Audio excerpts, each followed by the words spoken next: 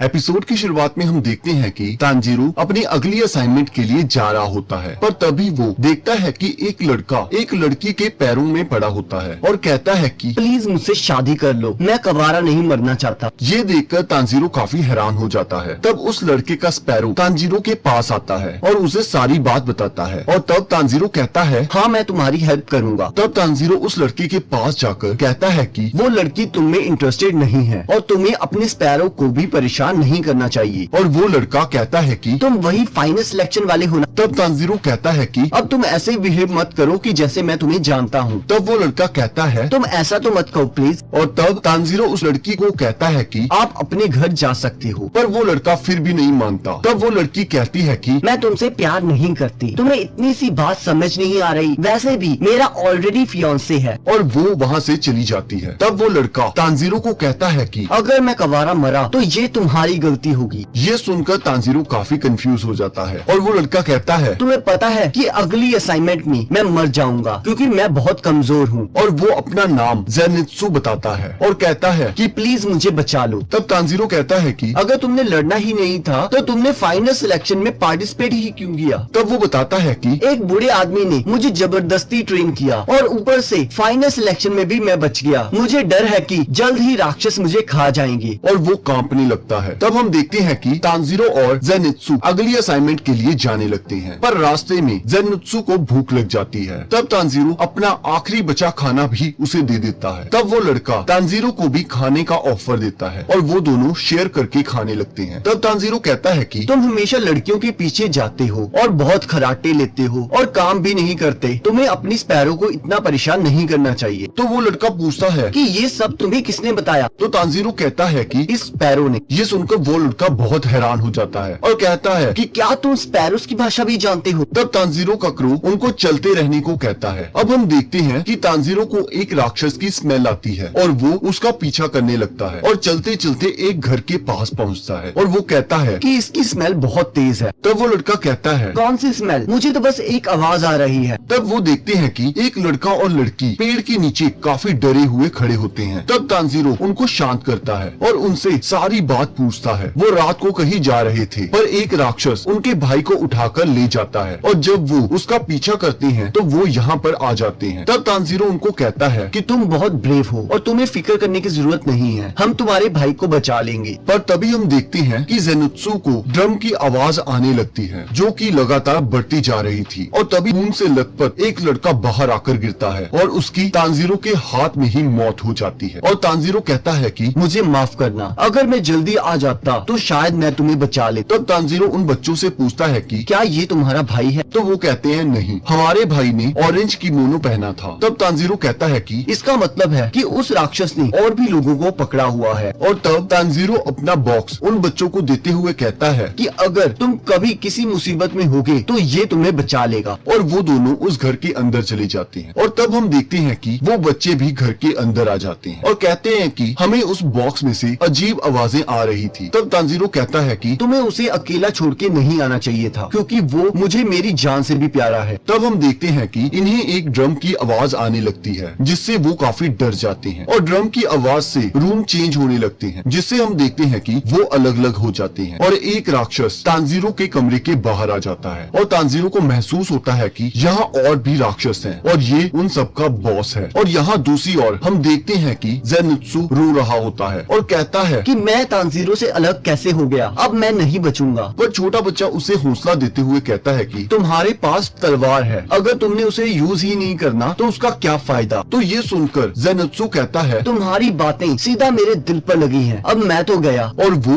उस घर से बाहर जाने का रास्ता ढूंढने लगते हैं। पर वो जैसे ही बाहर का गेट खोलते हैं तो वो किसी और कमरे में पहुंच जाते हैं जिसे देखकर वो बहुत ज्यादा हैरान हो जाते हैं और पागलों की तरह बाहर जाने का रास्ता ढूंढने लगते हैं। पर तभी उन्हें एक कमरे में एक अजीब सा इंसान मिलता है जिसे देखकर ज़ेनित्सु डर जाता है। और यहाँ हम देखते हैं कि तांजीरो बच्ची को कहता है कि तुम कहीं छुप जाओ। और तब वो राक्षस कहता है कि तुम किसी के घर बिना पूछे कैसे आ सकती हो। और तब हम देखते हैं कि तांजीरो अपनी तलवार निकाल लेता है और कहता है कि मेरा नाम तांजीरो है और मैं तुम्हें खत्म करने आया हूँ। और तब हम देखते हैं कि जैसे ही वो राक्षस अपने ड्रम को हिट करता है वो कमरा उल्टा हो जाता है। तो तांजीरो कहता है अच्छा ये है ब्लड डीमन आर्ट। तो इसी के साथ एपिसोड खत्म हो जाता है।